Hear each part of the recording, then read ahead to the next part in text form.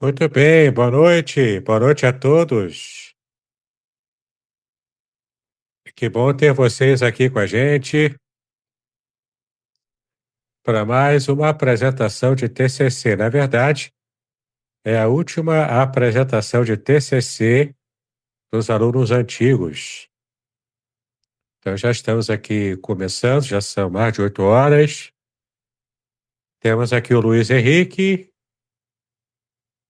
temos aqui o cenarista Nicolas, Bruno Conceição, que é ex-aluno também, cenarista Júlio César, pastor Márcio Leal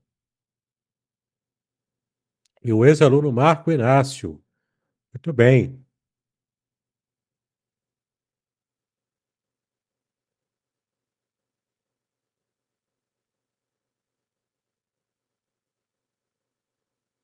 Já estamos aqui começando, né, a nossa apresentação.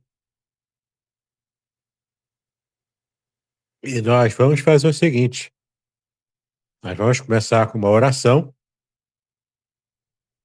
E eu gostaria de pedir ao nosso pastor Márcio Leal, se ele estiver disponível aí, para ele poder abrir o som e o vídeo e fazer uma oração inicial, para a gente poder começar.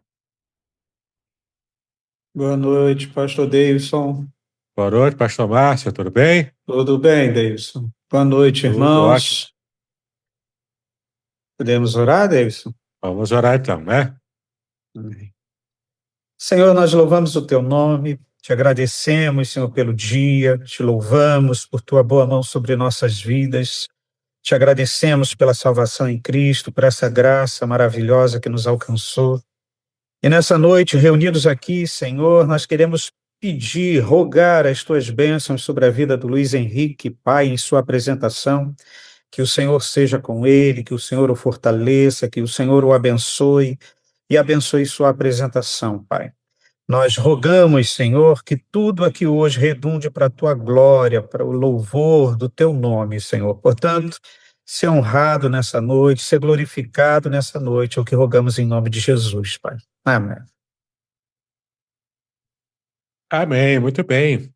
Então já fizemos aqui a nossa oração e eu vou explicar rapidamente como que a gente sempre faz, né? Como funciona. O nosso irmão, o candidato, né? A, a, a formação, ele terá 1 hora para apresentar todo o conteúdo do seu trabalho. No máximo 1 hora, né? Então a gente vai começar aqui mais 8h10 aproximadamente. Então, ele tem até 9h10 para poder terminar a apresentação expositiva do trabalho. Logo depois da exposição, nós faremos aqui um momento de perguntas e respostas para fazer para o nosso candidato e ele vai poder responder a todos nós, tá legal? E a ordem geralmente é a seguinte: a gente dá prioridade aos professores e alunos da casa e depois os visitantes que desejarem também fazer pergunta, é só levantar a mãozinha que aparece aí para a gente poder franquear a palavra para poder fazer a pergunta. Tá legal? Muito bem. Luiz Henrique, pode se apresentar agora para o pessoal te conhecer e logo após já pode colocar aqui na tela a sua apresentação para você poder começar. Tá legal?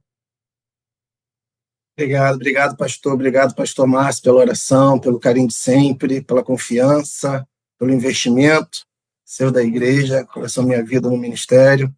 E isso daqui é um momento que, como o pastor bem falou agora na oração, um momento de glorificar Deus, um momento de conclusão, um momento onde eu estou encerrando um ciclo que foi direcionado pelo Senhor. Eu tenho certeza que foram momentos especiais de crescimento, de edificação espiritual, que eu tenho certeza que ainda vai render muito frutos, como foi falado. E também é um prazer, além de estar aqui na companhia do meu pastor querido, do pastor Davidson, também, que foi talvez é sempre o melhor amigo de todos os seminaristas, pelo companheirismo. conhecer o Nicolas, mas principalmente ver aqui novamente meu amigo, companheiro Fernando Baião, pastor Fernando Baião, ver o Enver, ver o Marcão Inácio, meu almirante, Oswaldino aqui. Então é um prazer encerrar esse ciclo na companhia de vocês. Eu tenho certeza que vai ficar mais fácil e prazeroso apresentar esse trabalho sabendo que a gente está junto, tá? Só para poder iniciar, gente, a apresentação desse trabalho vai ser da seguinte forma. Esse trabalho está bem reduzido, tá? O que vai ser exposto aqui não foi o trabalho integral que foi apresentado ao pastor Davis, que foi o meu orientador. É um trabalho sintetizado, tá? Mas eu preferi, ao invés de colocar parte, eu preferi trazer para vocês a síntese de cada tópico que vai ser abordado, para que, durante a exposição, também vocês possam ler, vocês podem ficar à vontade, seja para ler, seja para poder interpretar, seja para poder analisar, além da escuta, da explicação que vai ser exposta, tá? Eu não vou ler o texto, eu vou apresentar para vocês os slides, e em cada slide eu vou passar a apresentação, porque o texto que está em cada slide está bem explicativo, e eu tenho certeza que ao final, surtindo dúvida, perguntas, vai ser um prazer respondê-los, se assim eu conseguir. Tá bom, gente? Vou começar agora a passar aqui o trabalho.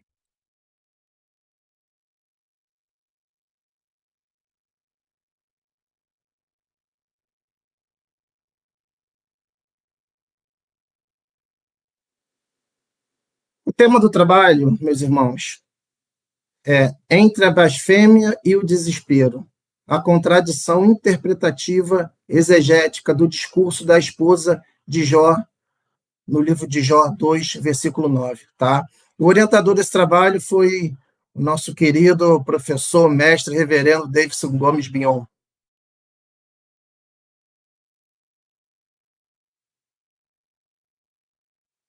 Esse trabalho, gente, ele foi a metodologia que eu utilizei para abordar, para criar esse trabalho, foi uma análise exegética junto com o histórico gramatical, onde eu busquei fazer uma investigação qualitativa na busca dos sentidos, das camadas, das intenções, da análise acerca da oratória. Também foi feita uma análise exploratória e descritiva, isso fazendo as interpretações clássicas e as interpretações contemporâneas acerca desse texto. Também foi feita uma análise exegética, tanto do texto original, da Septuaginta, trazendo isso também para a nova tradução pelos textos massoréticos, e fazendo também, mostrando, depois de todas essas traduções, tanto da Septuaginta e do massorético, as traduções modernas, tanto na língua portuguesa, como em diversas outras Bíblias, tá? E também foi utilizado alguns recursos para ajudar na análise hebraica do texto, principalmente o texto transliterado, que foi o site do hebraico.com, .pro, tá? Em conjunto com outras obras literárias, que eu não podia deixar aqui de agradecer ao pastor Davidson e fazer o jabá para ele acerca do livro Além do Sofrimento, a disputa pela integridade no livro de Jó. Um livro maravilhoso, onde esse livro aborda a obra integral de Jó, mas tem um capítulo específico que fala do capítulo 9, tá? Eu gostaria de agradecer ao pastor Davis desde já por toda a ajuda, colaboração nesse sentido. E esse trabalho ele vai ser exposto inicialmente com a apresentação da introdução. Com a introdução, a gente vai entrar no primeiro capítulo, que vamos falar acerca desse texto, sobre o contexto literário. No capítulo 2, vamos ver esse texto sobre o contexto histórico-cultural. No capítulo 3, veremos a perícope, exatamente do texto, que é objeto desse trabalho. E iremos, no capítulo 4 e último capítulo, fazer uma análise detalhada. Essa análise detalhada vai ser uma análise acerca de todas as interpretações, seja antigas, seja contemporâneas, e, ao final, a conclusão sobre esse trabalho. Como introdução, queridos, eu vou abordar para vocês, inicialmente, o significado do livro de Jó. A gente vai verificar durante toda essa apresentação do trabalho que esse livro é um livro poético e com sabedoria especulativa, sendo que o livro de Jó é um livro denso, é um livro realmente de sofrimento, é um livro de dor, com muitas complexidades e enigmas na literatura bíblica. E a gente vai ver que isso gerou reflexões ao longo dos séculos acerca do sofrimento humano, da justiça divina e os limites acerca da dor, tá? O que a gente chama disso de teologia do sofrimento. E durante essa teologia, durante toda essa abordagem espiritual, tem uma discussão exegética de uma personagem específica, a esposa de Jó. E a esposa de Jó, em seu único discurso, registrado no livro de Jó, tornou-se até hoje julgamento, marcado por julgamento, discussões teológicas, morais, principalmente, que oscilam, exatamente como o texto diz, entre a blasfêmia e a interpretação de um gesto de dor diante da tragédia que aquela família se passava. A gente vai estudar, durante todo esse trabalho, como a fala da esposa de Jó, principalmente a parte final do texto, onde ela fala: amaldiçoa Deus e morre, segundo muitas tradições contemporâneas, foi entendida, e é entendida até hoje, como uma expressão de rebeldia, de ruptura com o Senhor, de incredulidade, ou até mesmo uma tentação, como se ela estivesse sendo usada por Satanás naquele momento. Entretanto, a gente vai analisar todos os estudos que mostram que esse discurso realmente pode não ter sido uma ruptura com o divino. Muito pelo contrário, uma expressão de dor, de impotência, de desorientação, mas também de reconhecimento do Senhor, de fidelidade ao marido, de estar ao lado dele em todo esse momento. A gente vai ver que toda essa contradição interpretativa, ela contempla tanto aspectos linguísticos, que a gente vai narrar tópico por tópico, como exegéticos, além dos fatores culturais, literários e teológicos sobre texto. A gente vai ver que, ao final disso tudo, a esposa de Jó, ela permanece até hoje marginalizada como uma pessoa negativa, o que levanta as questões sobre gênero, recepção de texto, traduções. A gente vai verificar se as traduções realmente são verídicas da forma que a gente sempre soube, e principalmente sobre a formação dos imaginários religiosos. E diante desse cenário, eu tentei trazer um trabalho que pudesse fazer uma investigação de forma crítica as tensões interpretativas sobre esse texto, não apenas por uma análise exegética, mas também acompanhada de uma revisão bibliográfica, de texto sério, de textos culturais, pretendendo trazer aqui leituras sobre esse contraste entre a blasfêmia e o desespero. No capítulo 1, a gente vai analisar o contexto literário desse tema.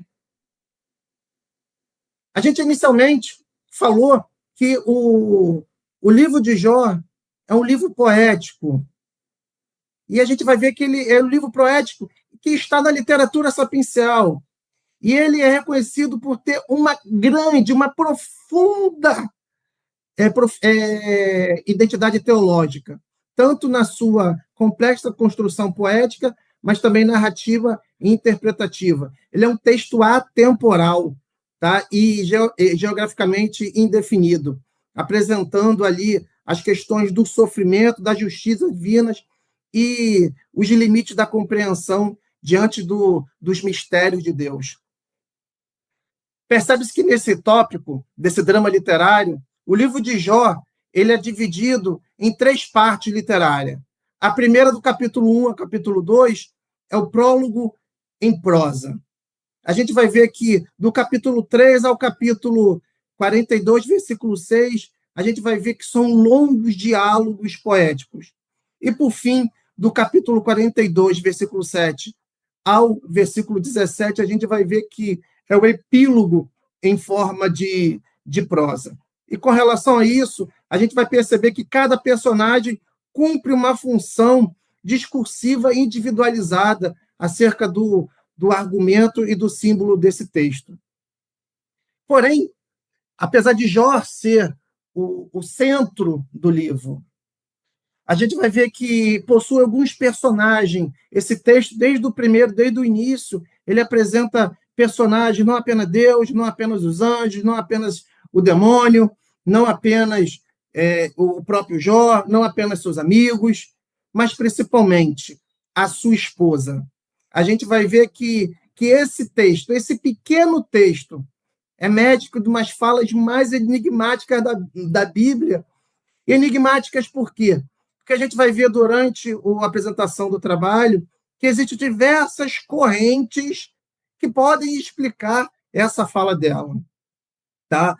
Valendo destacar, lembrar que aquela família estava vivendo um momento de desespero, mas também de fé, de desilusão, mas também de integridade, de ruptura em virtude da dor, do desespero, mas também e principalmente de resistência.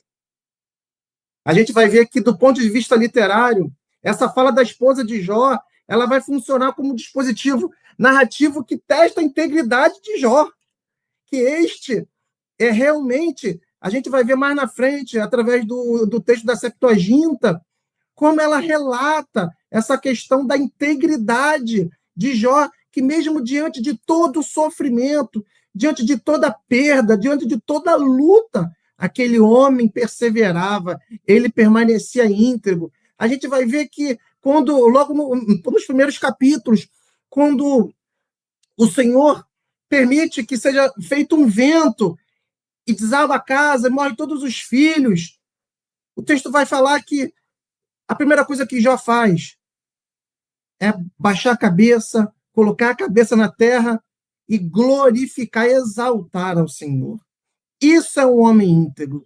Diante da maior perda que a gente pode ter, que é a perda de filhos, quem é pai sabe, ele exalta e glorifica ao Senhor. O choro dele não é de dor, é de glorificação, reconhecimento da presença do Senhor, do propósito do Senhor sobre a sua vida, sobre a sua família. A gente vai ver que, apesar da simplicidade aparente das palavras da mulher de Jó, porque é um texto curto, com 2 versos praticamente, mas ela gera múltiplas leituras exegéticas até hoje. Primeiro, a gente pode se indagar, será que a voz, durante o nosso desespero, a nossa voz é legítima? Será que uma crítica implícita ao modelo de retribuição divino? Ou a gente pode entender que é um instrumento narrativo para aprofundar o caráter de Jó? Mas, apesar disso tudo, a gente também pode entender que é uma personagem que foi injustamente caracterizada, caricaturada, desculpa, gente, pela tradição.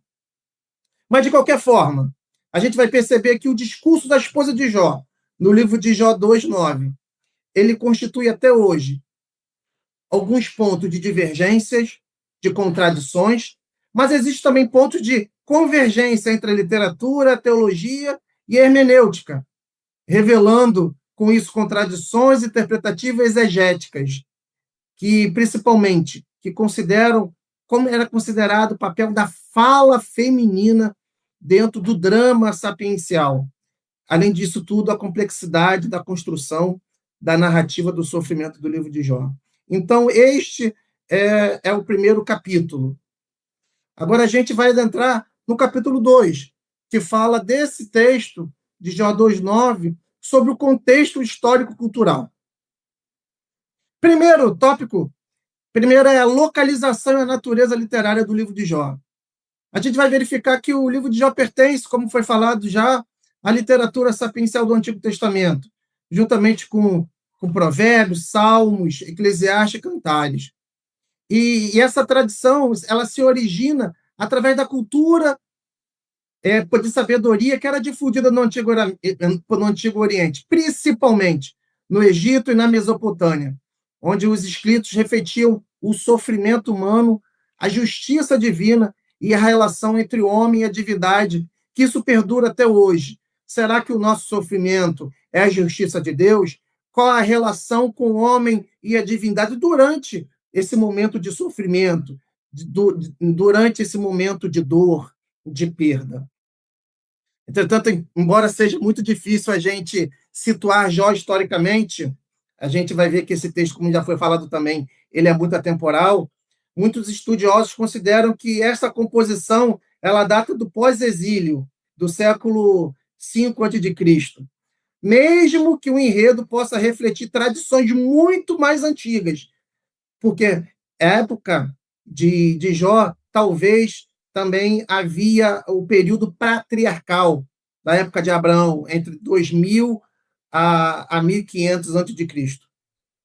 E exatamente, essa ambiguidade histórica que reforça o caráter universal do drama de Jó, que transcende todos esse período. Ou seja, eles tratam de temas atemporais, seja da época dos patriarcas, de Abraão, ou seja, da época de pós-exílio, vindo até hoje, porque trata de um texto de dor, fé e justiça divina. O próximo tópico é o contexto social e religioso desse texto. A gente vai ver que a sociedade israelita e algumas vizinhas era patriarcal e teocêntrica. Exatamente como vimos aqui agora, como acabamos de falar no tópico anterior, onde a identidade pessoal e o valor estavam intimamente ligados à família, à posse e às bênçãos divinas. Ou seja, a prosperidade era um sinal de favor de Deus. Se eu era abençoado, significava que eu estava próximo do Senhor, que o Senhor era comigo. Contudo, na contramão, o sofrimento, a perda, a dor, era interpretado como pecado, maldição, como justiça de Deus, uma vez que você não era um homem fiel. E era exatamente nesse cenário que a mulher de Jó representa culturalmente uma voz, como eu disse aqui no texto, um senso comum teológico do mundo antigo. No seguinte, se Deus é justo, então o sofrimento de Jó só pode significar que tem algo errado na sua relação com o pai. Porque a sua fala de mandar Jó amaldiçoar a Deus e morrer reflete não apenas um desespero pessoal que eles viviam, mas uma ruptura da lógica tradicional de retribuição, diante de um sofrimento que não faz sentido alguma na teologia vigente. O tópico 2.3 a gente vai abordar qual era o papel da mulher e a sua voz no texto durante aquele período patriarcal. A gente vai ver que o discurso da mulher de Jó, ele deve ser lido à luz do papel social daquela mulher naquele período do Antigo Israel e Oriente Próximo. As esposas eram vistas apenas como responsáveis domésticas, como guardiãs do lar. Dificilmente a gente vai ver em outro texto ou em qualquer outro livro que aborde isso, falando que uma esposa poderia ser uma interlocutora teológica. Isso porque as mulheres raramente eram ouvidas, o que torna esse fato da sua fala de muita relevância. Por isso que a aparição da mulher de Jó nesse texto, mesmo que breve, ela é muito significativa, porque ela se torna uma porta-voz do limite humano diante da dor. Ou seja, ela expressa realmente quem ela é diante da dor. Existe até aquela música que a gente muitas vezes canta, que fala vou passando pela prova, dando glória a Deus, né? Isso, infelizmente, não é verídico. Quem é que passa por prova glorificando ao Senhor? Quem é que passa por prova rindo? Quem é que passa por dor, por doença?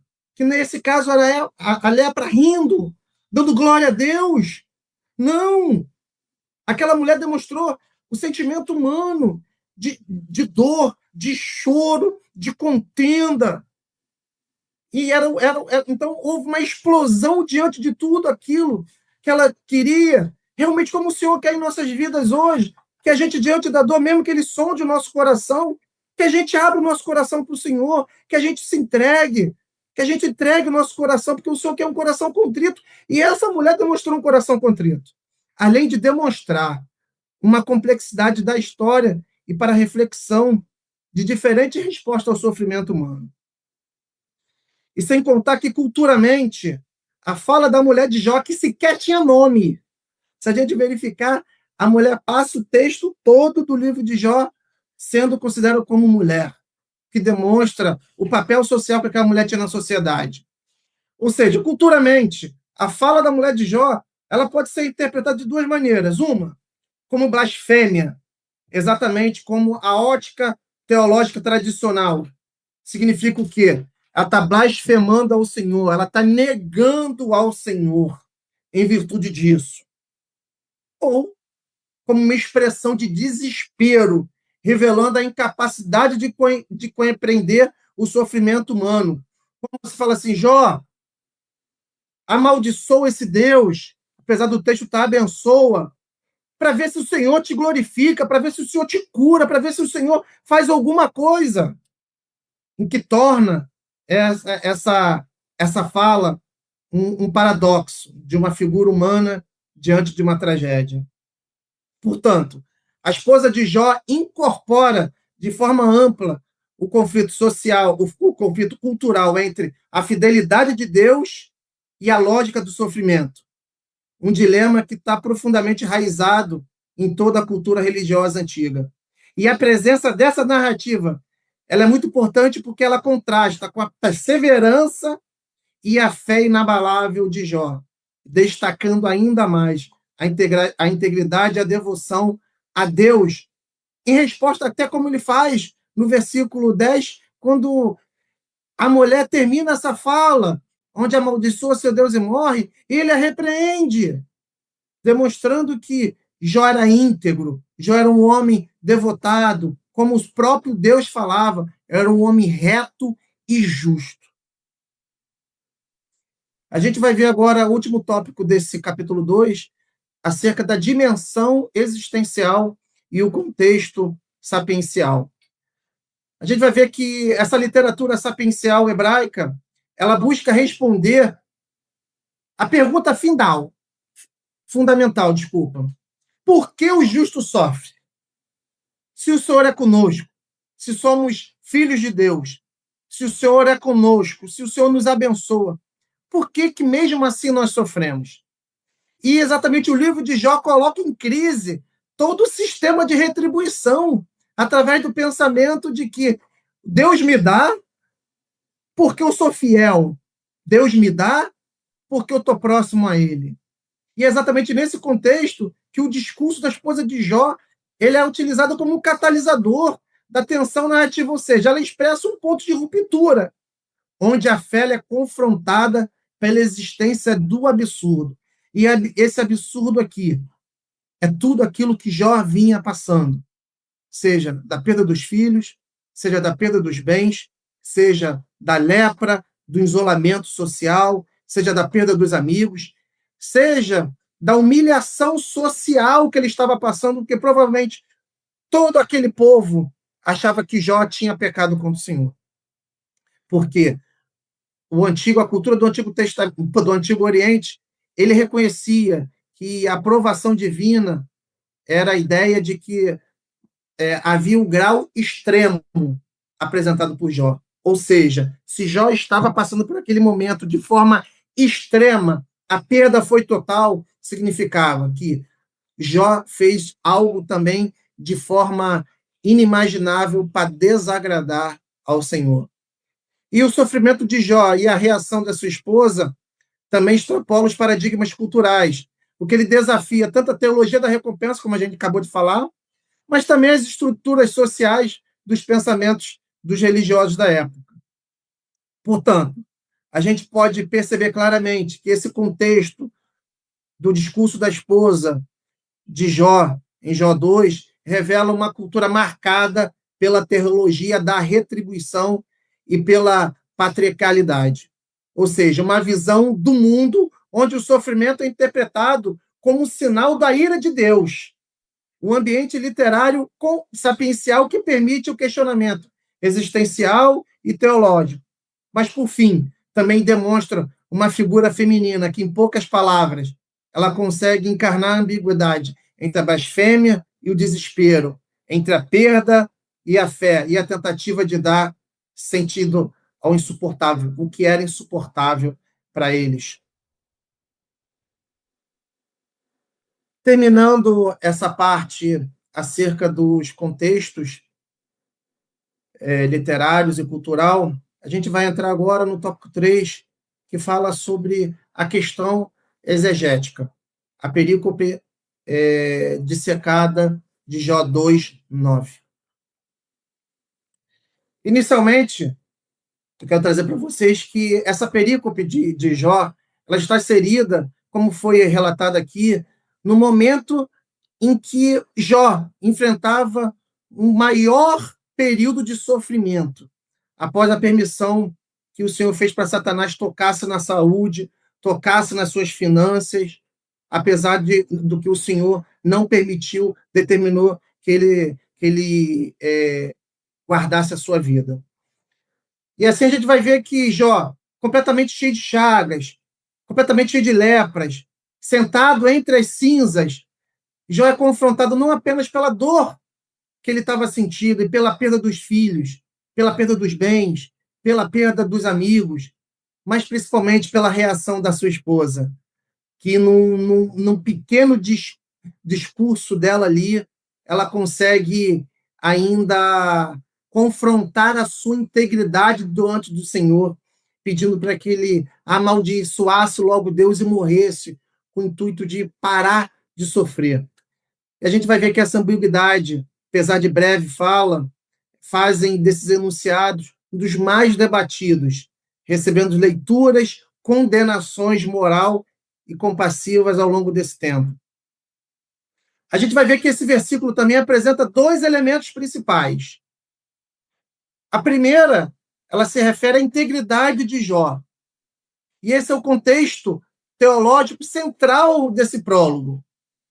Além da injunção, que dependendo da tradução pode sugerir uma blasfêmia, uma ruptura, ou alternativamente, um apelo desesperado para pôr fim ao sofrimento. O que muitos hoje fazem não é blasfemar, mas sim a gente vê hoje, no nosso mundo contemporâneo, o suicídio. É exatamente isso, é um apelo desesperado para pôr fim ao sofrimento. Porém, esses referidos elementos, a integridade de Jó e a sua injunção, eles devem ser tanto utilizados no hebraico para amaldiçoar, já que ele possui também uso semântico complexo, como no contexto emocional e literário, em que o discurso é proferido. Ou seja, essa situação inserida numa única fala, ela levanta reflexões sobre essa função dramática do texto. E o texto de Jó é um texto muito pesado, é um texto muito denso, mas principalmente por se tratar do papel feminino nesse enredo e sobre as estruturas narrativas que moldam tanto o desenvolvimento da fé como a resistência de Jó. Portanto, esse texto, essa perícope, ela funciona como um ponto de partida para toda a investigação exegética e hermenêutica que a gente vai fazer acerca das contradições interpretativas que envolve essa personagem. E a primeira análise que a gente vai ver dessa perícope é segundo o texto original da Septuaginta, alguns falam Septuaginta, mas a gente vai ver que, apesar de todas as traduções atuais da Bíblia, a gente vai ver que o texto originário, traduzindo pela Septuaginta, ele é muito mais amplo e completo do que o texto atual, como a gente acabou de ler. Eu trouxe para vocês, e vou ler agora, qual é o texto no original, para que vocês possam entender a complexidade da fala da mulher de Jó. E assim diz o texto de Jó 2:9, segundo a Septuaginta.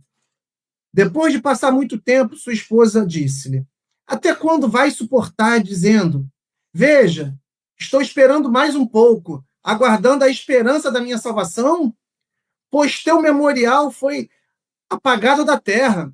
Os filhos e as filhas do meu ventre, dores e trabalhos em vão.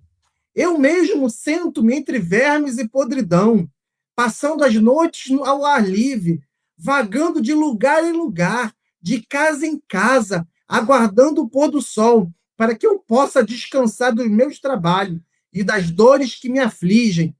Mas diz alguma palavra contra o Senhor e morra.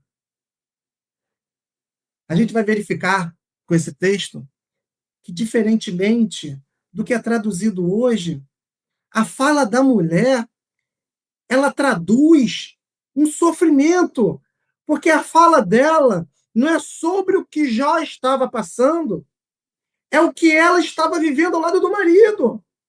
Porque fala que Jó perdeu os 10 filhos, mas a gente esquece que os 10 filhos, quem pariu foi essa mulher.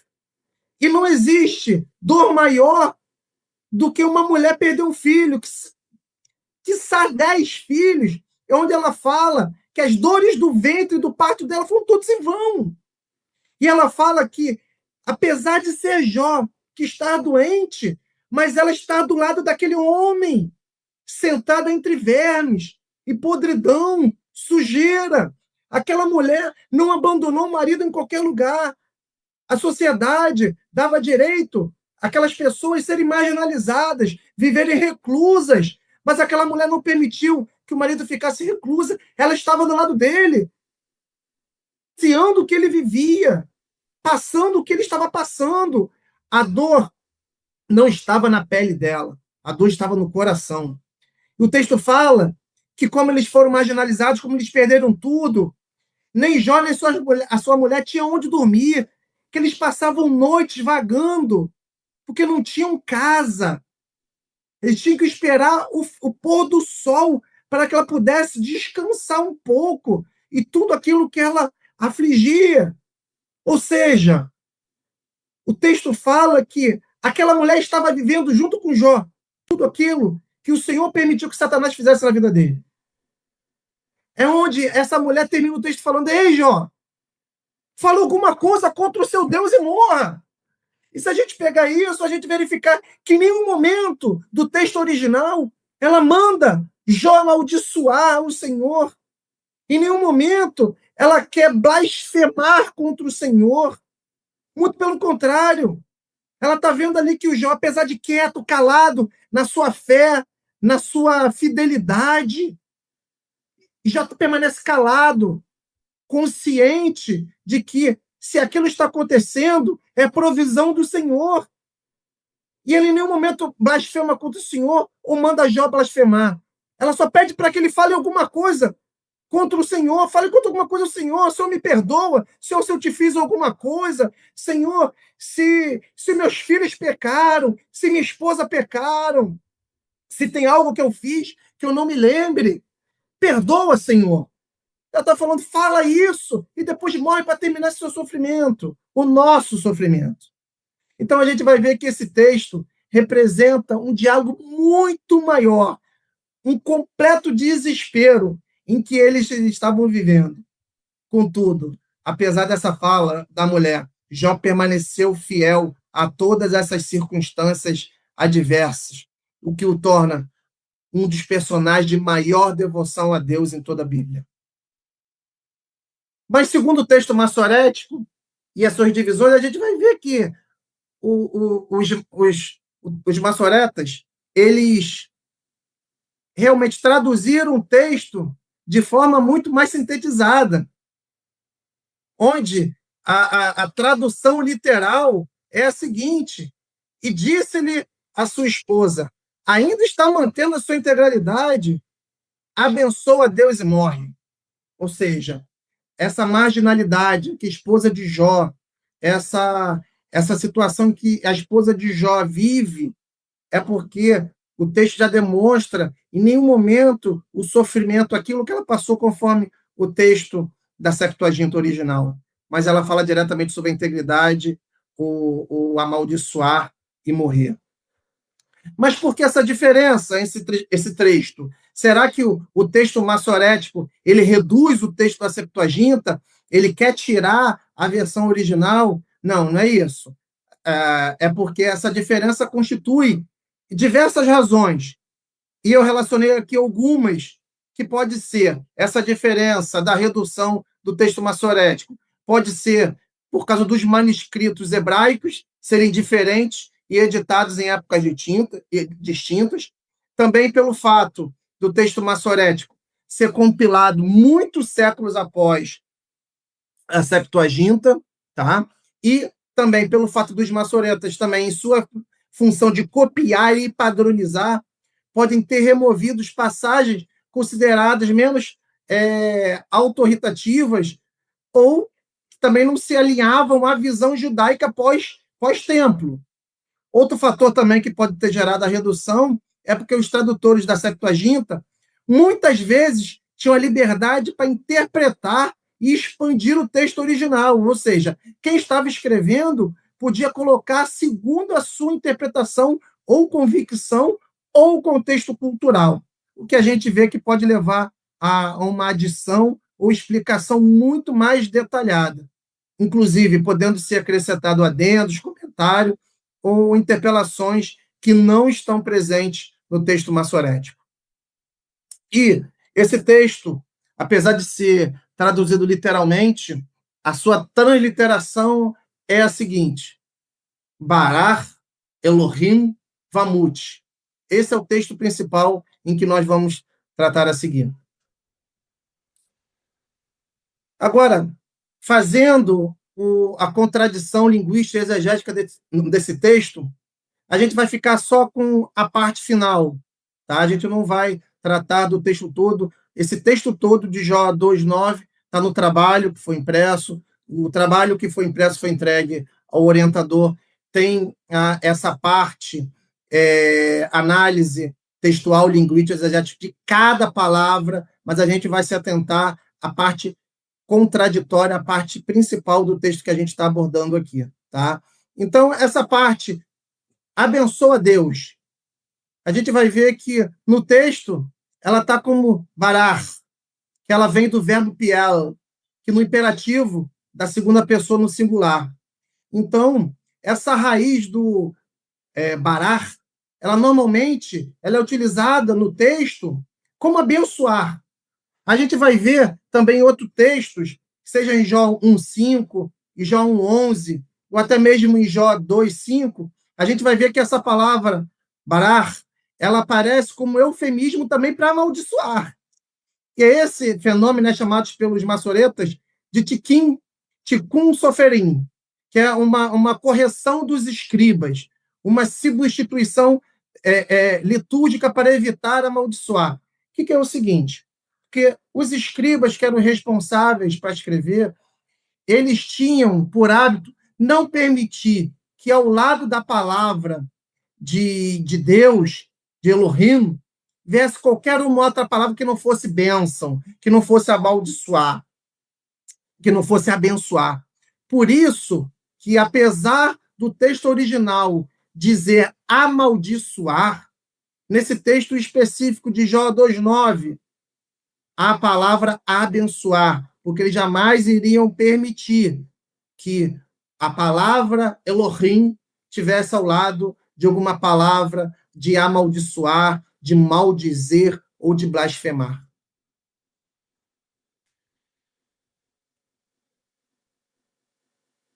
Portanto, linguisticamente, a gente pode verificar também que pode se tratar de uma ironia ou eufemismo no seguinte texto.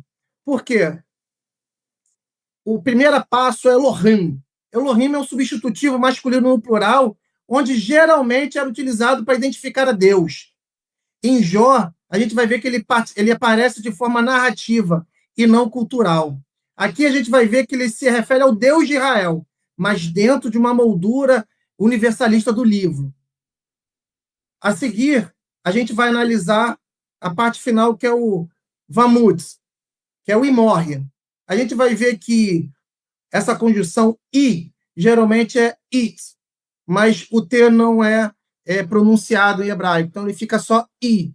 E essa é o verbo dele, o kalal, imperativo consecutivo, que, por um sentivo imperativo, determina a morte. Ela é a raiz de morrer.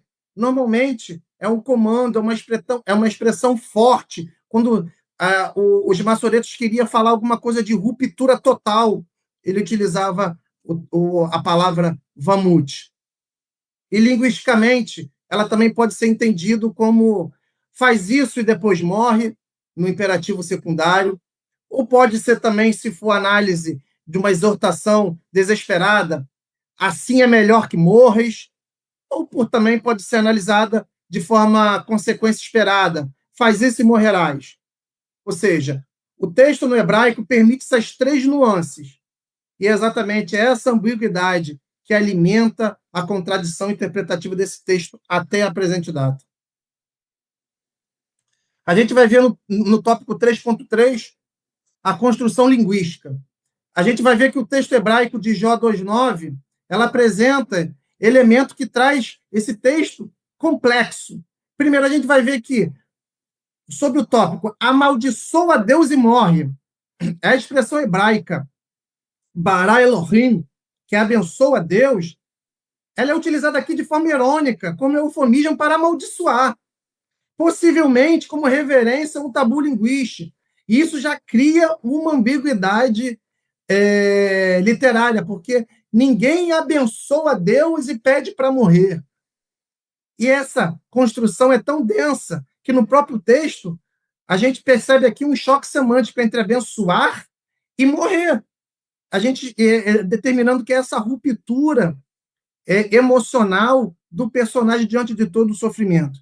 E são esses detalhes que revelam que não existe nenhum consenso absoluto sobre esse tom até a presente data.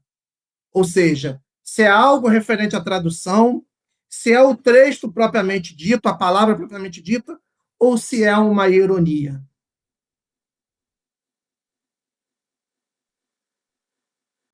Tópico 3.4, a gente vai trazer as contradições interpretativas e exegéticas do texto. A gente vai ver que essa contradição interpretativa e exegética do texto, ela reside fundamentalmente na tradução do verbo hebraico barar, que significa abençoar, apesar também ser frequentemente interpretado como eufemismo para maldizer ou para amaldiçoar, que em hebraico é kalal, o que significa uma ambiguidade da frase. A gente vai ver aqui agora que a palavra kalal é um termo mais discreto utilizado tanto no hebraico moderno quanto no bíblico, como um peso forte ligado a uma condenação ou maldição espiritual. Mas, no sentido coloquial, também pode ser considerado como um xingamento ou falar um palavrão. A gente poderia também colocar aqui o gadar. Gadar é a palavra que significa blasfemar. Poderia ser isso, blasfeme, mas também não é kalal nem gadar. O texto aqui é o barar, que vem realmente do hebraico bíblico e é a palavra mais frequente associada para o termo abençoar, mas o contexto pode indicar também maldição. E é exatamente essa ambiguidade entre maldição e abençoar que pode ter levado os escribas, como eu já antecipei, a ter substituído esse termo por algo mais brando em respeito ao nome do Senhor, já que pode haver diferentes interpretações, tanto no literal como no contextual. Ou seja, na tradução literal, abençoa Deus e morre, existe também versões antigas, como o texto Massorete, que traduz literalmente. Jó 2:9 como abençoa, bendiga a Deus e morre. Mas também essa interpretação sugere que a mulher de Jó estava sendo sarcástica ou irônica, instituindo a Jó a fazer um ato de piedade e, dado ao seu estado de sofrimento e dor, que seria inútil e o levaria à morte. Jó, amaldiçoa logo Deus e morre, porque é mais fácil você morrer, você vai sentir menos, você vai sofrer menos do que morrer. É um ato de ironia. Já na tradução contextual, amaldiçoa a Deus e morre, a maioria das traduções modernas, como a NVI, a NTLH e muitas outras em português, elas optaram pelo sentido contextual de amaldiçoar. E essa é exatamente a interpretação mais aceita por todos os estudiosos, por fazer parte e por fazer sentido com o que Jó já falou no texto seguinte, Jó 10, em resposta a essa fala da mulher, como quando Jó responde a Ei, você falas como das mulheres insensatas. Ou seja, se fosse abençoar, Jó jamais daria uma resposta chamando a mulher de insensata quando ela estaria pedindo para ele abençoar a Elohim. E com o propósito realmente de testar a sua integridade e que ele amaldiçoaria a Deus. Como a gente pode verificar, essa palavra barar, ela foi traduzida de acordo com o seu sentido original, bênção.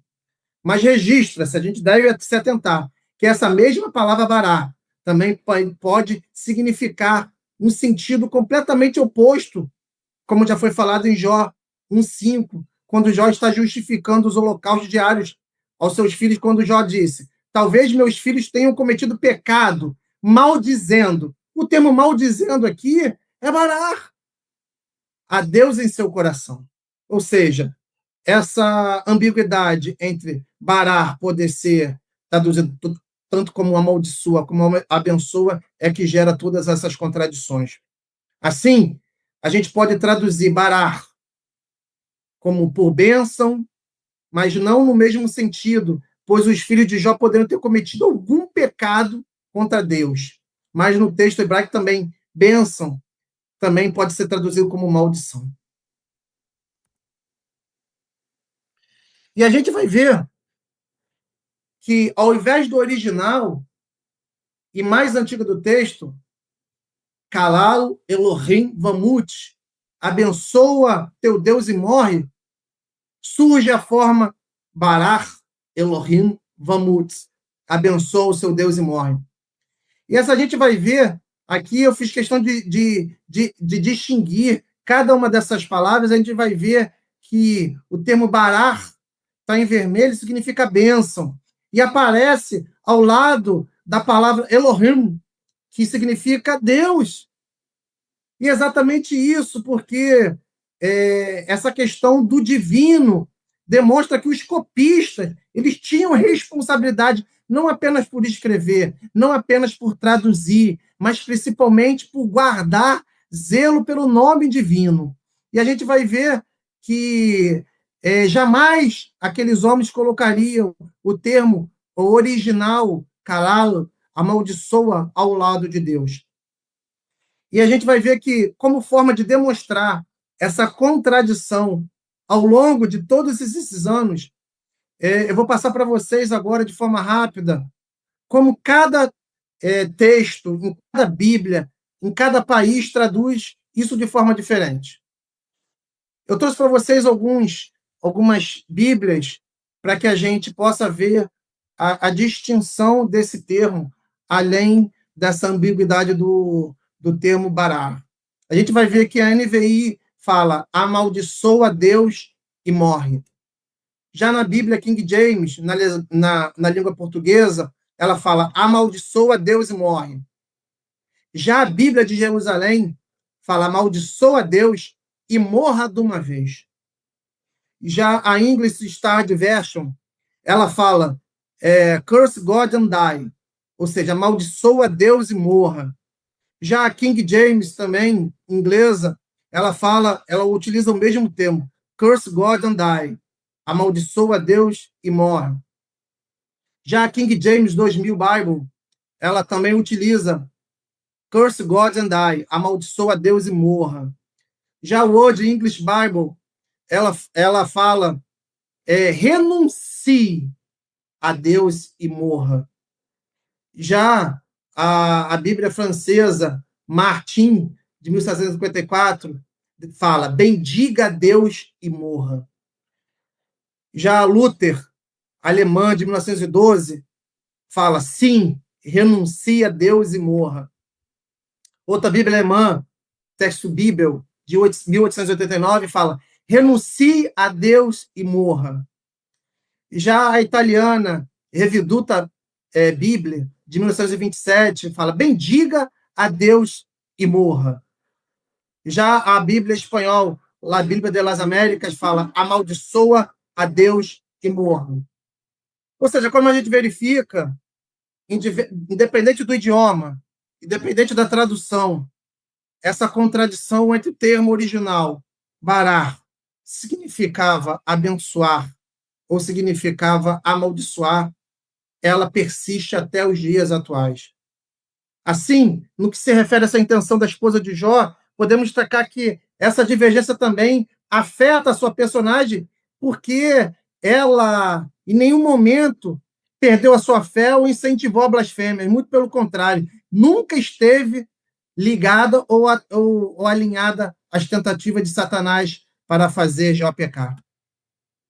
A síntese linguística do versículo, a gente pode entender que pode ser uma ironia lexical, quando abençoar estava no sentido de amaldiçoar, um particípio durativo, que indica a persistência da integridade de Jó. Aquela mulher estava enfesada, porque, diante de tudo, Jó permanecia íntegro ali.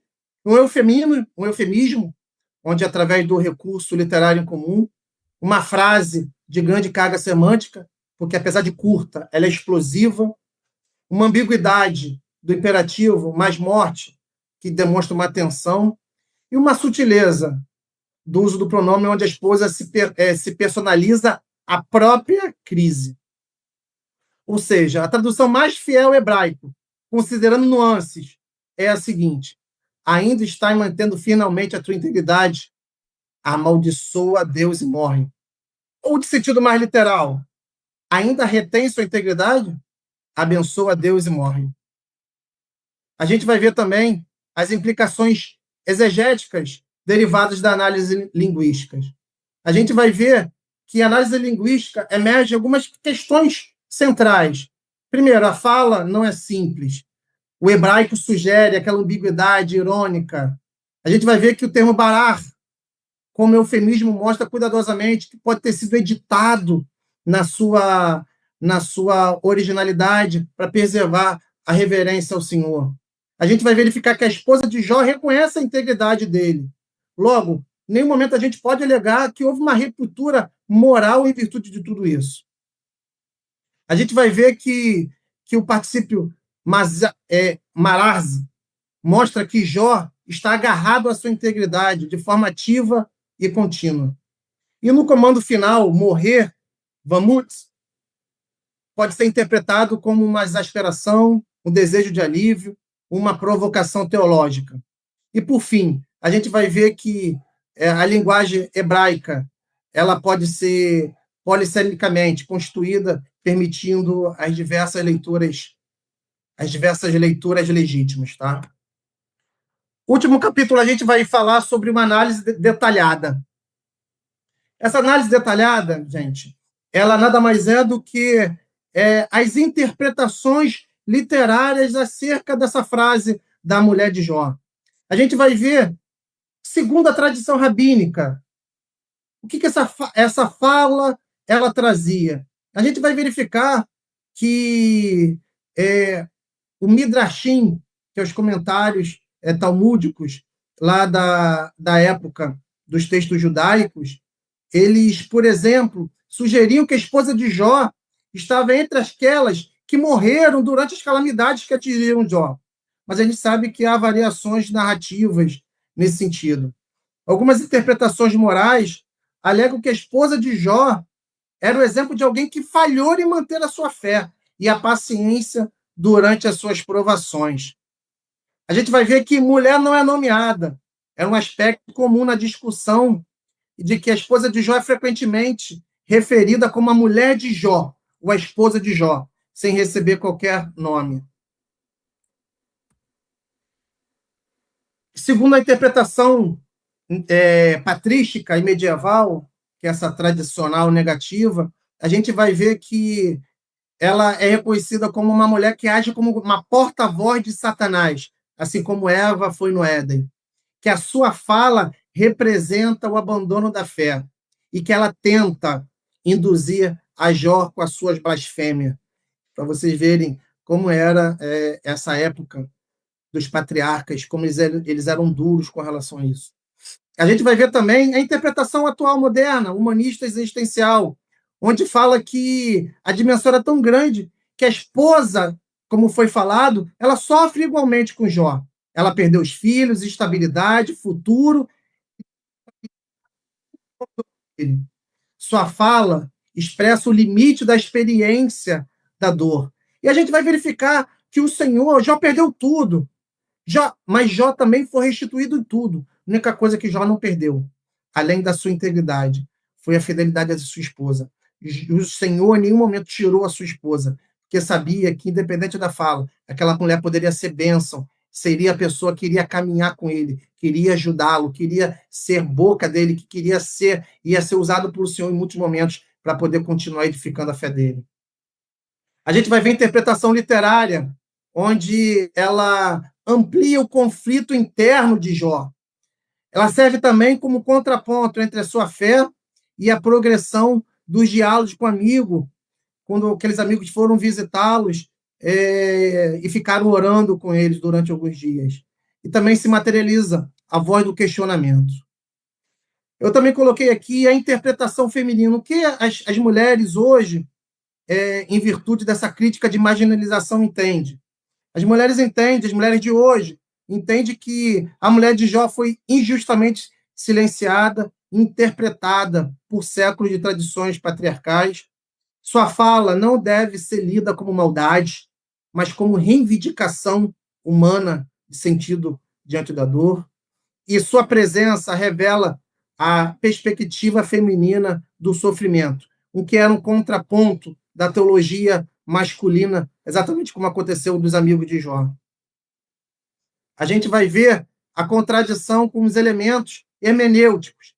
O livro inteiro trabalha as seguintes ambiguidades: o sofrimento do justo, o silêncio de Deus, a fé em meio à perplexidade e o conflito entre a teologia da retribuição e a experiência. E exatamente a esposa de Jó que encarna toda essa tensão. Aqui também temos a função teológica da fala da esposa. Ela também tem uma função teológica de grande relevância. Qual foi essa? O confronto da concepção do tradicional de justiça divina, de retribuição, ao sugerir que integridade e sofrimento podem estar em conflito. Também coloca em questão a lógica da retribuição, ao mostrar que a fidelidade pode conduzir não à bênção, mas também à morte.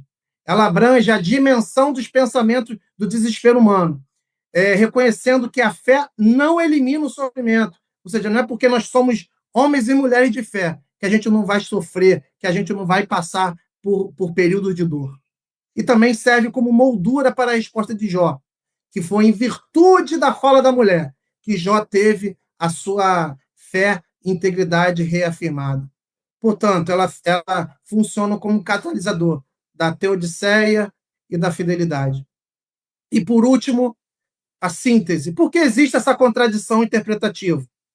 Ela existe por alguns fatores que aqui eu sintetizei. Primeiro, essa ambiguidade propositiva do texto hebraico, que ela pode ser um eufemismo ou uma ironia sobre pedir para morrer. Em que sentido? A brevidade literária. É um texto tão curto, tão breve, mas também com múltiplas leituras e interpretações. A gente tem as tradições exegéticas distintas, variando da moralização, da humanização. A gente vai ver também a ênfase teológica do livro, que ela é diáloga, e não que ela é dialógica e não dogmática. Então, essas foram as interpretações acerca da fala da mulher de Jó até a presente data. E para finalizar, irmãos, a gente pode perceber, durante todo esse trabalho, que apesar da fala de esposa de Jó em Jó 2:9, apesar de breve, e ter um mínimo espaço dentro de toda a narrativa do livro de Jó, que é um livro grande, ela carrega uma densidade teológica, literária e existencial que talvez torne o centro para a compreensão do drama sapiencial no livro. A gente vai ver que eu pude perceber que durante toda a pesquisa, eu pude observar que a simplicidade da sua declaração ainda retém a sua integridade, amaldiçoa. Ela pode ter diversas interpretações, revelando, sim, contradições exegéticas que atravessam o século. A gente vai ver, como foi exposto, que esse tema ele tem 3 posições principais. O primeiro, a mulher de Jó o mandou louvar a Deus e morrer. Jó, pelo amor de Deus, agradece a Deus pela sua vida, agradece a Deus tudo, já que você é um íntegro, agradece ao Senhor e morre, porque você está sofrendo muito. Ou a mulher de Jó usou uma ironia ao mandar abençoar Deus de morrer, mas na verdade ela queria dizer amaldiçoa, que é aquela ambiguidade, onde ela falou, Jó, amaldiçoa esse Deus logo, mas na verdade ela queria dizer para ela amaldiçoar o Senhor em virtude de todo o sofrimento, para Jó também morrer. Ou por fim, a mulher de Jó realmente mandou amaldiçoar a Deus e morrer, mas o texto original ele indica o contrário, por se tratar de uma interpretação no contexto cultural e teológico. Apesar de todas essas interpretações podem ser plausíveis e são facilmente comprovadas, qualquer utilização dessa, no meu ponto de vista, a mais correta é a que fala sobre as passagens paralelas, que indica que Joém realmente entendeu a sugestão dela como um pedido para abandonar a sua integridade, como foi a terceira opção. Por isso, eu concluo esse trabalho, meus irmãos e minhas irmãs, falando que a esposa de Jó, ela não deve ser vista mais pela gente como um elemento marginal, como uma peça fundamental da literatura teológica de um prólogo, ou como uma boca de Satanás na vida de Jó. Porque o seu discurso ali demonstra tensões existencial que são exploradas por diálogos poéticos e demonstra ali um confronto entre a fé e o desespero. Portanto, a esposa de Jó, no texto bíblico, ela nunca foi vilã, mas uma personagem-chave para a compreensão do sofrimento e da fé na tradição bíblica.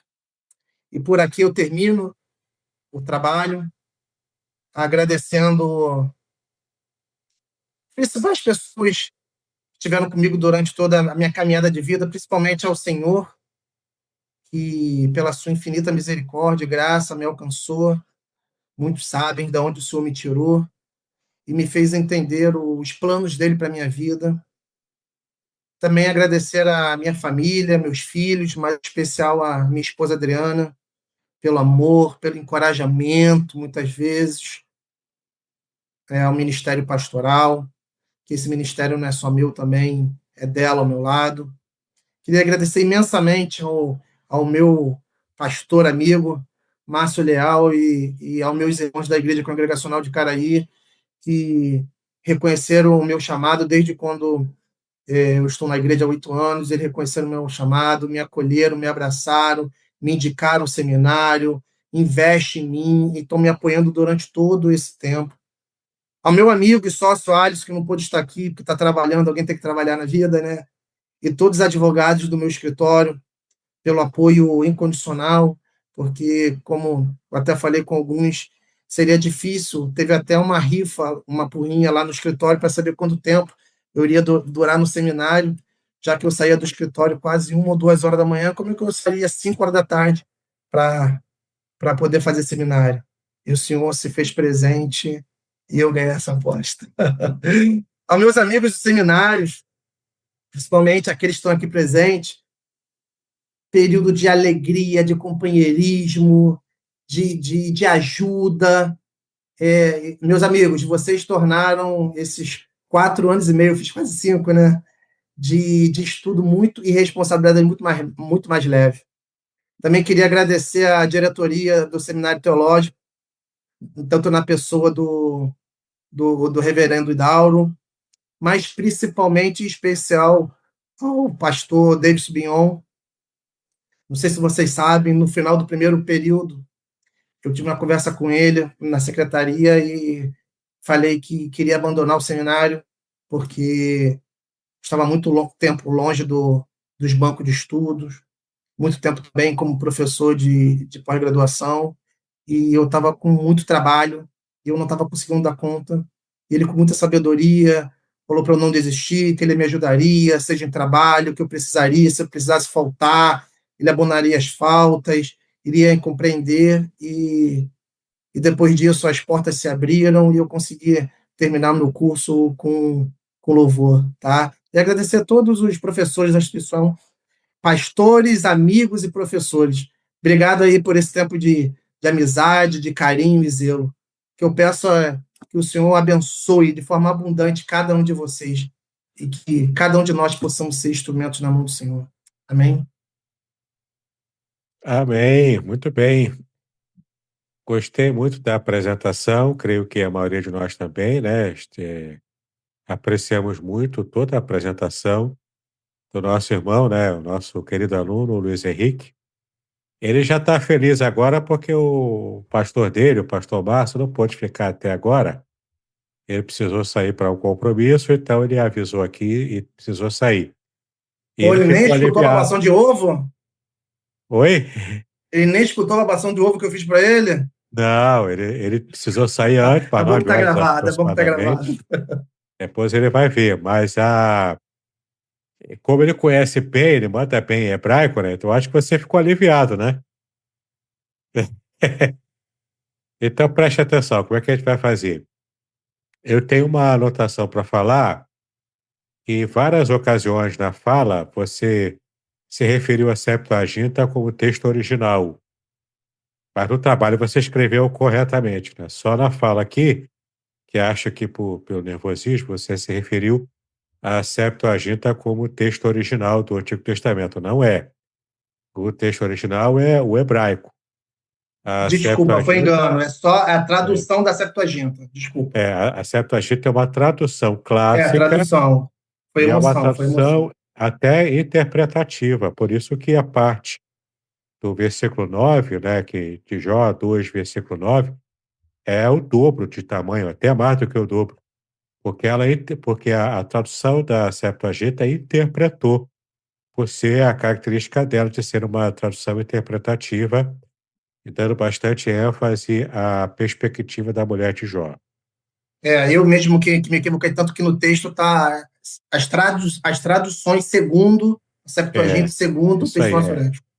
A Septuaginta, assim como a Vulgata, são traduções clássicas e as demais traduções são as traduções em português posteriores ao período clássico. Muito bem, mas apesar desse pequeno deslize, você foi bem da apresentação. Mas deixa eu ver se alguém tem perguntas aqui. Como eu só estou eu aqui como professor, já que o professor Pastor Márcio saiu, tem um pastor aqui que está acompanhando a gente. Eu gostaria de saber dele se ele tem alguma pergunta, algum comentário a fazer, que é o nosso querido pastor Paulo Baião, Paulo Fernando Baião. Se ele conseguir abrir o microfone aí, pode falar, fazer a sua pergunta para o Luiz Henrique. Boa noite, Davidson. Boa noite, Henrique. Não é? Não, pergunta não tenho, né? O Henrique se saiu muito bem, né, na sua apresentação. E só dar os parabéns a ele. A gente sabe como é difícil esse momento, né, de apresentar um TCC, o nervosismo. Eu acredito que isso que atrapalhou ele aí um pouquinho na fala, não é? Mas só dar os parabéns a ele. A gente sabe que não é fácil o trabalho, então só dar ele os parabéns aí, não é? E eu acabei aprendendo muito, não é? Porque é um Você é texto muito realmente humilde, meu amigo. complicado. Você é muito humilde. Obrigado aí pelo agradecimento, pelo apoio, pela ajuda. Metade desse TCC foi apoio seu, você sabe disso. Então, eu só quero te Nada, agradecer pela amizade, pelo companheirismo. E realmente, essa gafe também veio com diversos gaguejos, com diversas leituras equivocadas, faz parte. O coração aqui está mil. mas a gente sabe que é o nervosismo, né? Do momento, né? Mas só te dar os parabéns, né? Porque você trabalha com excelência, não é? Isso refletiu agora no seu trabalho, não é? Então, que Deus continue te abençoando, te usando, como já usa, né? Para que a palavra dele a cada dia seja pregada e ensinada com muito zelo e temor, né? Então, só trazer meus parabéns a você aí. Obrigado, pastor. Obrigado. Sou um homem muito querido, um amigo querido. Obrigado. Muito bem. Obrigado pela sua participação, pastor Paulo Paião. Eu já estava preocupado que o seu nome aqui estava como usuário, né? Aí o usuário de quê, né? A gente já fica, a gente É, já, aqui já fica estranho, né? Aqui no Rio. Muito usuário de bem. quê? Então, por isso que eu fiz a pergunta. Ainda bem que É, o Henrique é meu advogado, ele me defende aí. o Henrique é o advogado fiel, né? Como você diz. Muito bem, vamos ver aqui se os nossos alunos têm perguntas a fazer. Eu vou dar prioridade aos alunos e depois aos convidados, tá bom? Deixa eu ver aqui. É, Júlio, você tem pergunta a fazer, Júlio César? Fale agora ou cale-se para sempre. Tem sim, boa noite, irmãos. Eu tô aqui no carro, a imagem não tá muito bacana, não, mas acho que dá para ver e entender. Bom, em primeiro lugar, queria parabenizar o meu irmão aí, o Luiz Henrique.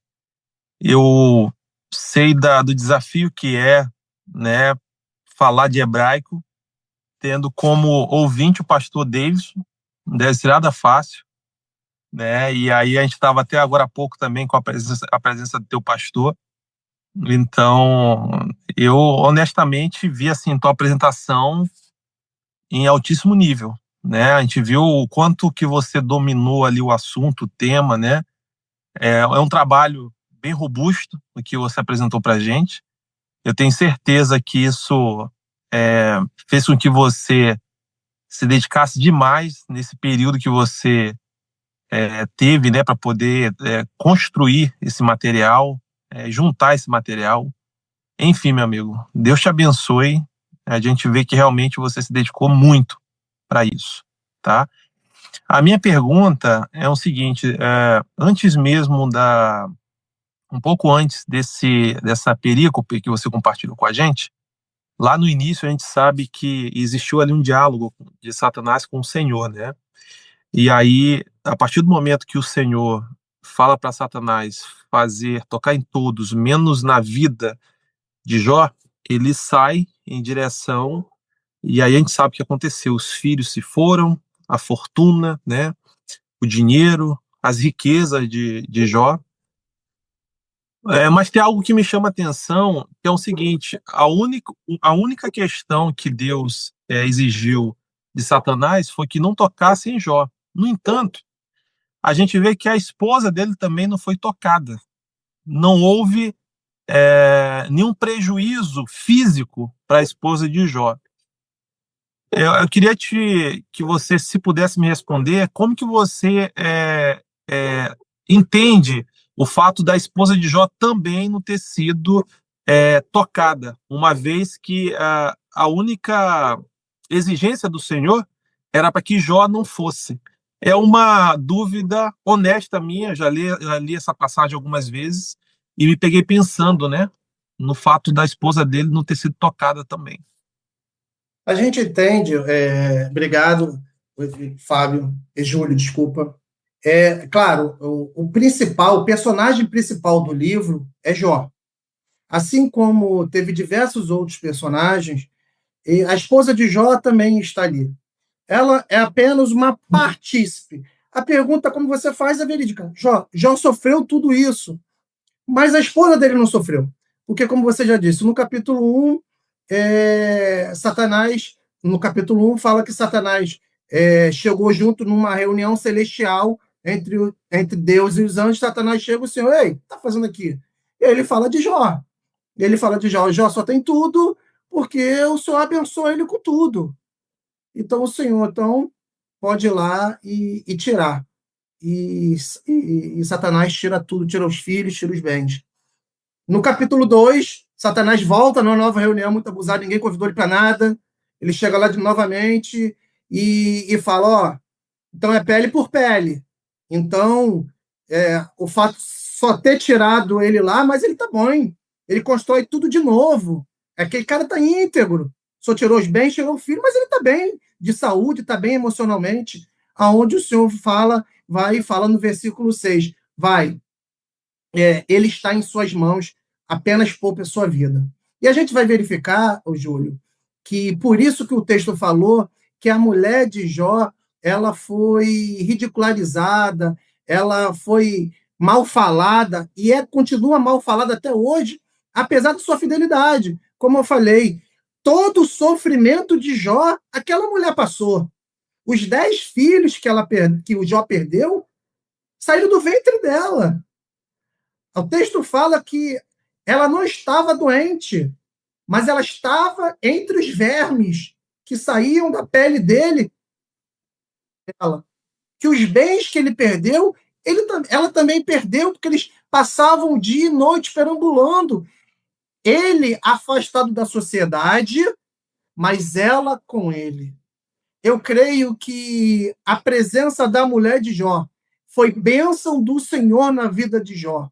Apesar, como foi falado, o contexto cultural, era o período patriarcal, onde a mulher não tinha qualquer tipo de fala, de qualquer tipo de manifestação, ainda mais espiritual na vida do seu marido, ela se torna uma figura relevante, porque aquela mulher, a gente pode dizer que ela foi na contramão de toda a história, de todas aquelas mulheres que se calavam. Aquela mulher, o Senhor usou ela como boca do Senhor, não como boca de Satanás, como ombro amigo, como companheira, como fiel. Tanto é assim que o texto fala que Jó recuperou tudo, Jó perdeu tudo, menos a sua esposa.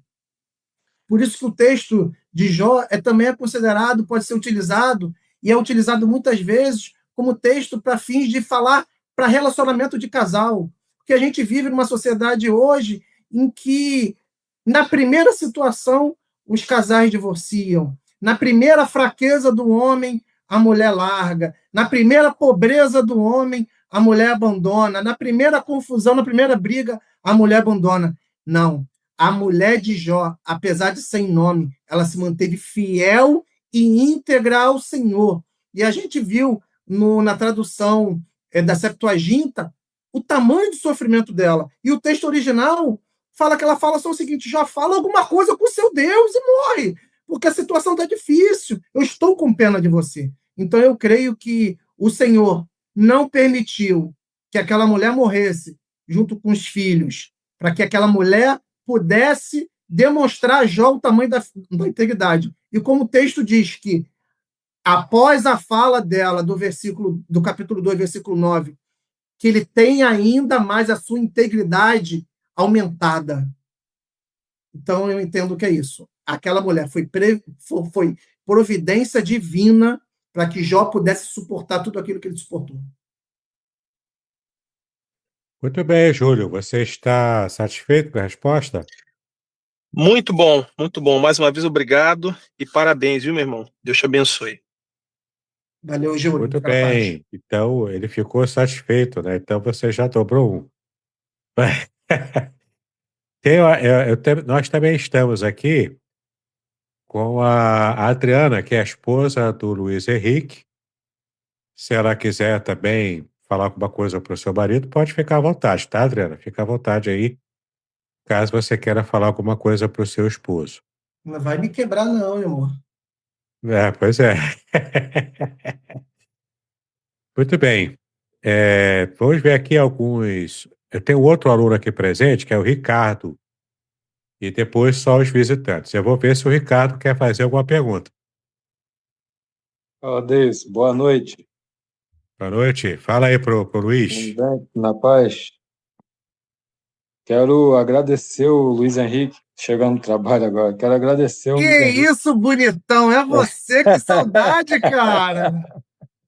Tá lindo! Me deu muita carona.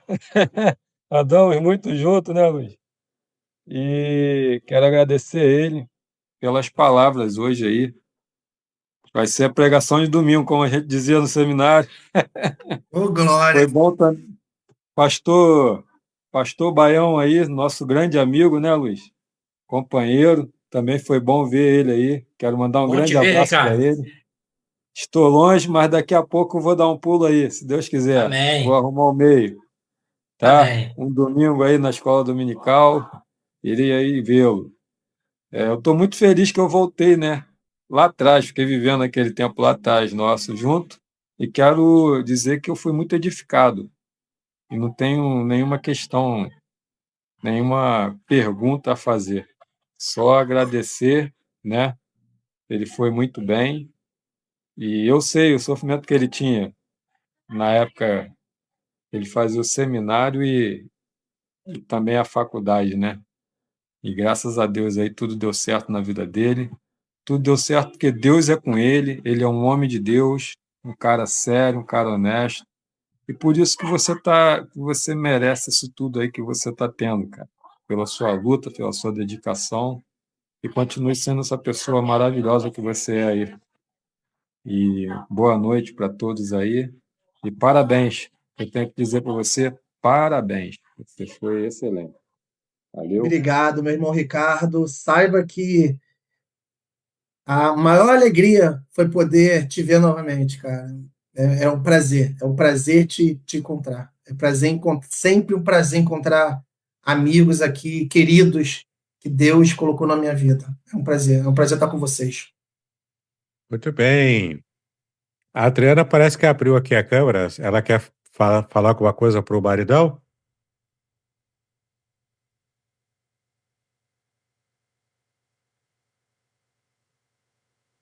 Bom, acho que não, né? Isso, muita tecnologia para ela, hein? Ah, então tá legal.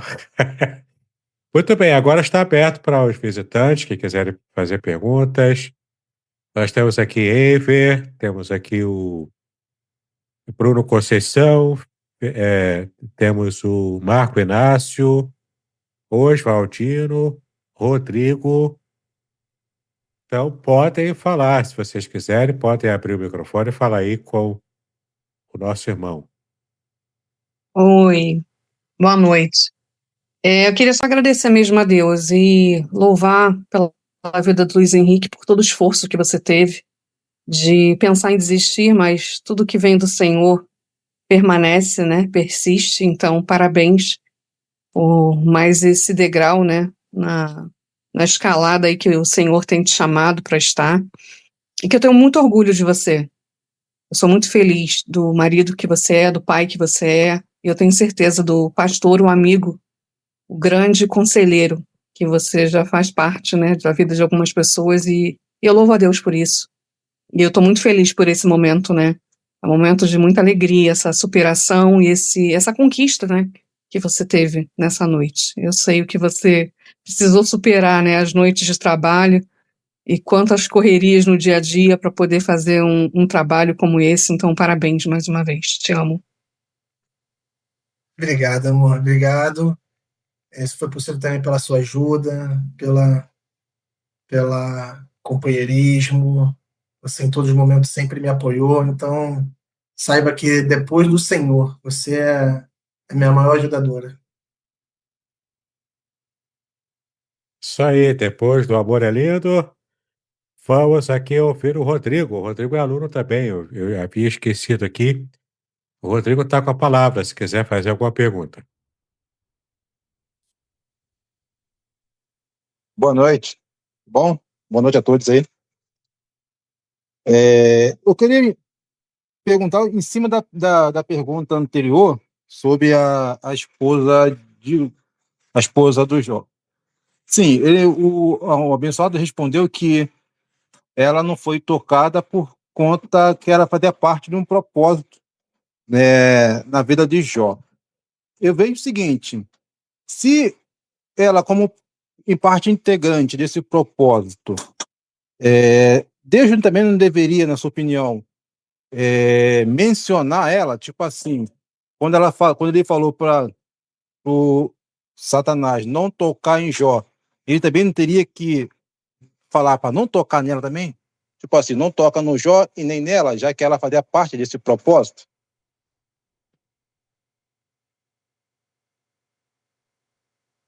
Irmão, isso tudo que a gente está tratando aqui são questões especulativas, porque no próprio livro de Jó não tem nada falando sobre isso. O personagem principal era ali a tríade, Deus, Satanás e Jó. A mulher é apenas um personagem. Assim como foram os amigos deles que foram lá, que oraram com ele, ficaram alguns dias orando. Então, a gente não tem como confirmar que a mulher deveria, por que Deus poupou ela? É a mesma interpretação e a mesma resposta que eu dei para o Júlio, porque ela, apesar dessa fala, ela foi bênção, tá? Ela foi bênção, ela manteve uma postura crítica pela integridade dele, mas independente disso, ela é bênção. Se a gente verificar, quantas vezes a gente discute com as nossas esposas, a gente fala coisas, mas a gente não deixa de ser bênção de estar do lado e essa mulher sofreu.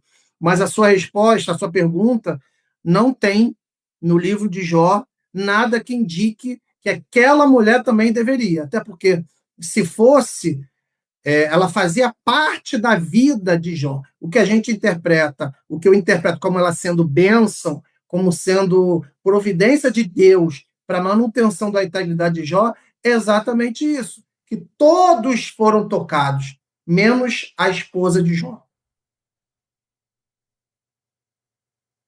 Muito bem. Rodrigo, você está satisfeito com a resposta?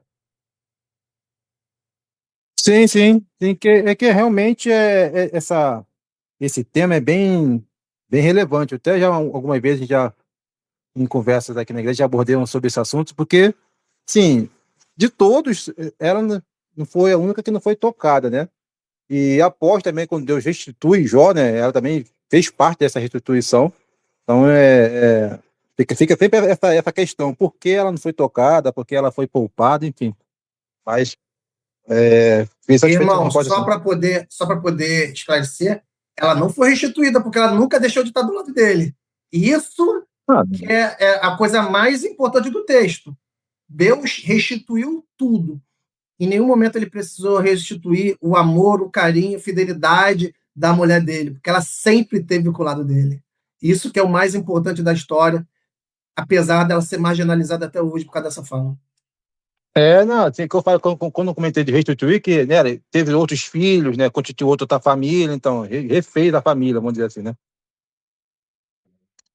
Na verdade, eu vejo que ela não foi tocada diretamente ou fisicamente, mas ela sofreu junto. Então, ela também perdeu os filhos. Então, indiretamente, ela perdendo o prestígio, perdendo o marido saudável, perdendo os filhos, a família, né? Ela sofreu também. Ela só não teve o toque físico, né, contra ela. E a Mas, coisa mais importante, é, se a gente viu na tradução da Septuaginta, aquilo dali é porque os textos não têm essa tradução, mas quando a gente lê essa tradução, a gente vê como essa mulher sofreu. exato. Ela fala até de vermes, né? Que ela estava junto com os vermes ali. Talvez com os Vermes e caquinhos da podridão. própria casa dela, né? Vermes e podridão. Ou seja, ele estava doente, mas os vermes que saía dele ia nela. Exato. Pastor? Oi, pode falar. É o Júlio. Só desculpa, o Luiz, é porque essa conversa está muito boa, a gente acaba aprendendo muito, né? Qual é a compreensão que eu tenho? Eu acho que está muito de acordo aí, principalmente com essa fala final de vocês. Embora o Senhor não tenha mencionado lá atrás para Satanás que não era para ele tocar na vida de Jó, nem tampouco da mulher, se a gente for observar como que Deus instituiu o casamento, estabelecendo a partir daquele momento que o homem e a mulher tornassem uma só carne, uma vez que Jó estava sendo tocado, ela também estava sendo levada ao sofrimento. Os dois foram afetados. Portanto, se ali tivesse sendo mencionado também o nome da mulher de Jó, seria apenas um capricho, porque na prática Quando um está sofrendo, o outro é levado também ao sofrimento. Isso acontece conosco hoje. Quando o nosso cônjuge, as nossas esposas, por exemplo, elas estão passando por um momento adverso, nós também sofremos com elas, e o oposto também é verdade. Então, é esse o entendimento que eu tenho acerca disso. Júlio, vale salientar também, irmão, que mesmo se ela quisesse abandonar ele, aquele contexto cultural que ela vivia, patriarcal, ela era impedida de largar, de abandonar a família, senão ela viveria à margem da sociedade, tá? Ainda tem essa questão cultural da mulher dentro da família, ou seja, o sofrimento foi para todos. Satanás tocou em Jó, mas ao lado dele estava ela, e ela foi tocada, mesmo que de forma indireta, por Satanás. Exato. E também tem um outro adendo, que eu não sei se você fez a pesquisa, se percebeu isso, mas Jó não era judeu. E provavelmente a mulher dele também não. A probabilidade, pelo local lá da terra de Uz, é que eles sejam edomitas. Mas apesar de edomita, e Edom era um povo inimigo de Israel, um povo considerado pagão, idólatra, mas ele, de alguma forma, naquele período patriarcal, não sei se por influência de Abraão, mas o fato é que ele, de alguma forma, mesmo em Edom, ele conheceu o Deus de Israel e amava e servia a Deus a ponto dele ser o exemplo, não é, em todas essas circunstâncias e toda essa situação. Eu, quando trabalhei o meu livro, que o Luiz Henrique mencionou aqui, o meu livro Além do Sofrimento, pela exegese, eu consegui descobrir a maior dúvida que a humanidade tem sobre o porquê que Jó enfrentou o que ele enfrentou. Por que que Deus permitiu que Jó enfrentasse tudo aquilo? Às vezes a gente tem aquela visão apenas, uma visão apenas pequena, né? Uma visão ainda rasa, de que foi para ele conhecer mais a Deus, e de fato, não estou negando isso. Mas foi mais do que isso. Leia o meu Pastor, não livro e fala você não, vai pastor, saber. não fala não. Manda o pessoal comprar o livro, o pessoal vai Pois é. saber. Compra o livro que vocês vão saber, gente. Compre o livro e também assista aos meus vídeos lá no meu canal. Tem bastante vídeo lá sobre a mulher de Jó, inclusive. Vai ser interessante, né? Bom, alguém mais tem alguma pergunta? Se não há Eu pergunta, já marco, está. eu marco Opa, Marco Inácio. Inácio, manda brasa, meu irmão. Tchau. Grande Luiz, a pergunta que eu quero fazer para você é a seguinte: onde anda você? Essa é a pergunta. Meu irmão, brincadeiras à parte, parabéns, cara. Parabéns. Gostei muito da sua apresentação. Gostei muito de ver você. Um tempão que a gente não se encontra. Gostei muito. Parabéns. Que Deus continue abençoando você, abençoando seu ministério, abençoando sua vida, seus projetos, sua família. E vamos ver aí com o Oswaldino quando é que nós vamos nos encontrar para a gente comer aquela pizza. Valeu? Forte abraço, meu irmão. Satisfação. E todos vocês também, né? Almirante, Davidson, Almirante, é um prazer Baião. te ver, de ouvir a sua voz, meu amigo. Essa barba está mais branca do que há 6 anos atrás. Mas é um prazer ver cada um de vocês, ver que vocês estão bem. E vocês também. Deus colocou vocês no meu caminho, eu fico feliz por isso. E a gente tem que se encontrar, a gente não pode perder aquilo que o Senhor colocou em nossas vidas, irmão. Obrigado, tá? Muito bem, é isso aí. Marcos, Oi? deixa só um minuto, Marcos. Sim. Marcos, está aí ainda? Fala, mestre, como vai? Vossa Excelência, tudo bem, Eu pastor? quero te pedir perdão, meu irmão, a você, Oswaldino, porque eu não pude assistir o TCC de vocês. Mas a culpa é do Davidson, que só marca dia de apresentação quando eu tenho culto. A culpa é do Davidson. Tá bom? Eu quero te pedir perdão e parabenizar vocês, que eu ainda não fiz. Ok, obrigado. Uma satisfação, Rebelo, também, falar com Vossa Excelência. Pede a ele o vídeo, ele tem ainda, ele tem gravado aí, com certeza. Com certeza. Todos os TCCs são gravados. É só pedir que eu envie o link. Tá legal? Mais alguém quer fazer pergunta? Já estamos chegando na parte final da nossa apresentação de hoje. Acho que ninguém mais vai perguntar, não é isso? Então, o Luiz Henrique se deu bem, só teve falas de elogio e light, né? Mas, de fato, a apresentação foi muito boa, foi muito bem colocada. Eu, como orientador do Luiz Henrique, tive pouco trabalho com o TCC dele, né? Ele foi realmente bastante assertivo em tudo quanto ele fez. São os pouquíssimos ajustes no final, mas foi muito tranquilo. E, de fato, ele merece a nota que ele vai tirar. Ele vai tirar a nota máxima, a nota 10, pelo Ô, trabalho e glória! pela apresentação também. Tá legal? Parabéns Ô, ao, glória! ao Luiz Henrique, em bom hebraico, Mazal Tov, parabéns, que Deus te abençoe e que tenha um ministério profícuo na presença do Senhor. Tá legal? Muito bem. Luiz Amém, Henrique, pastor. suas Obrigado, obrigado considerações pelo finais. carinho. Queria agradecer, como eu falei no início, finalizando o ciclo, e finalizo o ciclo com êxito, agradecendo a Deus, agradecendo você, pastor. Não é só porque eu sou meu orientador, o senhor sabe disso, o senhor vai ser sempre o melhor amigo, o melhor professor, o melhor companheiro que qualquer seminarista desse seminário pode ter.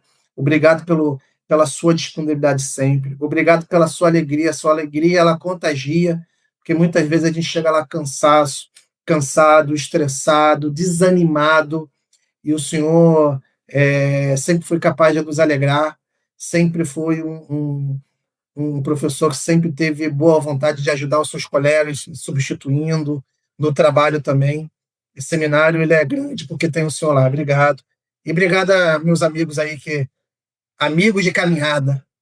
Eu tenho certeza que, como eu falei, vou repetir, Deus não coloca nada no nosso caminho que não seja para abençoar. Eu creio que vocês me abençoaram e vão me abençoar muito. Eu espero retribuir vocês todo carinho, tá? Obrigado, obrigado por tudo. Amém. Muito obrigado também pelos seus elogios, né, pelas suas palavras bondosas. E é uma grande alegria para mim, né, poder ajudar e ser amigo, né, ser próximo de todos vocês. Tá legal? Fica então o convite para você que nos assiste, que ainda não fez o nosso curso, conhecer o nosso seminário, Seminário Teológico Congregacional de Niterói, STCN. Conversa comigo, me manda um WhatsApp, me manda uma conversa e a gente informa como faz para se matricular. Tá legal? Aproveita, 2026 está chegando. É um momento especial para você começar o seu curso de teologia. Tá legal? Muito bem. Vamos então encerrar por aqui. Eu quero parabenizar de novo o nosso irmão Luiz Henrique, né, pela vitória, pela grande vitória hoje. E vamos fazer a oração final. Vou convidar o nosso querido pastor Baião para fazer a oração final e assim encerrarmos a apresentação de hoje. Amado bondoso Deus, muito obrigado, Senhor, por estar na tua presença. Te agradecemos, ó Deus, por esse trabalho de conclusão de curso do teu servo Henrique, ó Deus. Muito obrigado por essa vida preciosa, Senhor, onde tu cuidou, guardou, Senhor, em cada detalhe nessa trajetória, Senhor.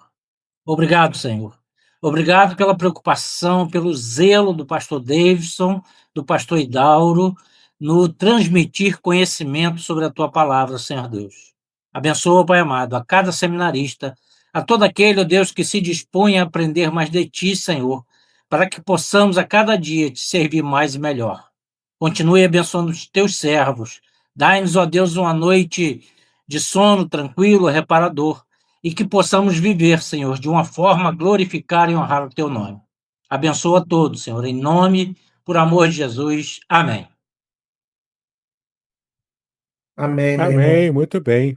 Então, boa noite a todos. Boa noite, Luiz Henrique. Boa noite a todos. Obrigado, pastor. Obrigado a todos, amigos. Tamo junto. Amém. Obrigado pela amizade, pela presença aqui, tá? Isso aí. Deus nos abençoe. Boa noite. Amém. Boa Um noite. abraço. Tchau. Boa noite, gente. Deus abençoe. Lala Shalom. todo. Boa noite. Laila Tov. Shalom.